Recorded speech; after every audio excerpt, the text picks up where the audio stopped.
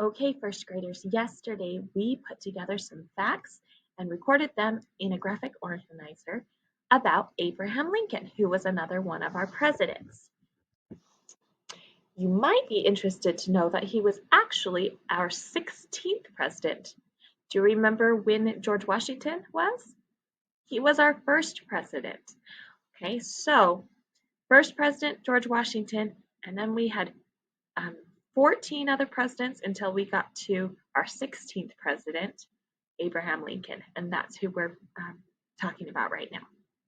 So we are going to use our graphic organizer. You are going to use the details that you wrote down about Abraham Lincoln as you write your paragraph. So let's just do a quick review of how that would work, okay? So here I have my graphic organizer. Okay, I have my main idea, my topic, Abraham Lincoln at the top.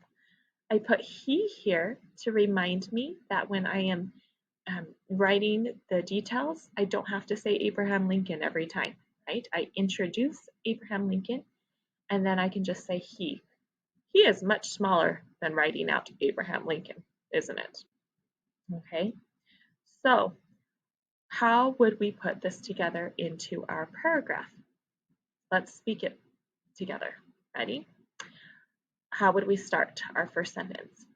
I know some facts about Abraham Lincoln. First, he was one of our presidents. Another fact is he liked telling funny stories. Also, he took a train to get to Washington, D.C. Those are some facts about Abraham Lincoln. Of course, you're going to be doing that with the facts that you wrote down, but the concept is the same. We introduce our topic. I know some facts about Abraham Lincoln. Then we share our first detail. First, what did you write down for your first detail? I wrote down was one of our presidents. Maybe you wrote down liked people or liked meeting people. Okay, so whatever your first detail was, you'll put that after saying first, he, share the detail. For our second fact, we would say another fact is he, for me, it was liked telling funny stories. Maybe for you would talk to people from the train or wasn't liked by everybody, okay? Whatever it was that you wrote down for the second detail, you would share by saying another fact is, share the detail. For our third fact, we say also. For me, I would say also he took a train to get to Washington, D.C. What would you write? Also he wore a stovepipe hat. Or also he had a snowball thrown at him by a little boy. Okay, whatever fact it was that you wrote down as most interesting for your third fact, you share by starting the sentence with also, he.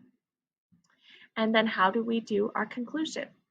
We always have to do our conclusion to make sure that people know we're done with our sentence or with our paragraph.